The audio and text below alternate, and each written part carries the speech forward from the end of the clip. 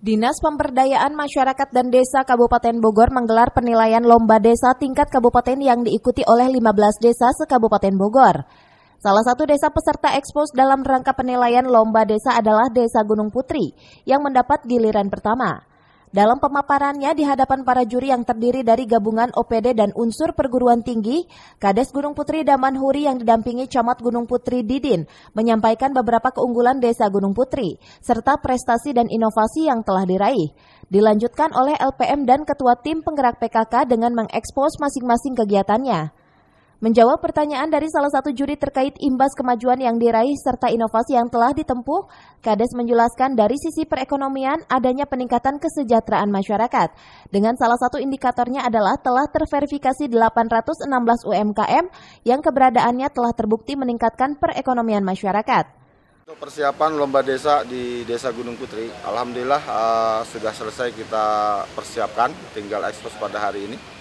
Kita sudah menyusun program-program desa dan inovasi-inovasi desa yang akan kita tampilkan di dalam ekspos pada hari ini. Sejauh mana optimismenya? Kalau optimis, kita selalu optimis. Insya Allah keunggulan desa Gunung Putri, terutama di inovasi-inovasi desa yang sangat banyak, insya Allah akan mendapatkan poin terbaik.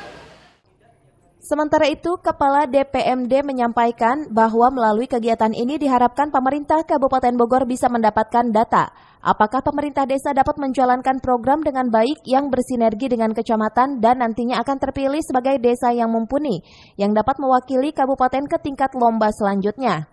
Untuk tahun ini, DPMD melakukan inovasi penilaian yang berbasis aplikasi, sehingga data yang diperoleh dari apa yang diinput oleh pihak desa sebagai bahan salah satu unsur penilaian. Bahwa evaluasi kegiatan di desa, pemerintah kabupaten mempunyai program yaitu melalui lomba yang kita laksanakan tahun ini. Tahun ini setiap tahun lomba ini berjalan seperti biasa, tapi khusus untuk tahun ini kita membuat satu inovasi-inovasi bagaimana caranya pemerintah kabupaten dapat merekam apa yang dilakukan di desa, termasuk juga kita mengevaluasi apakah pemerintah desa, pemerintah kecamatan bisa berkolaborasi untuk melaksanakan semua kegiatan.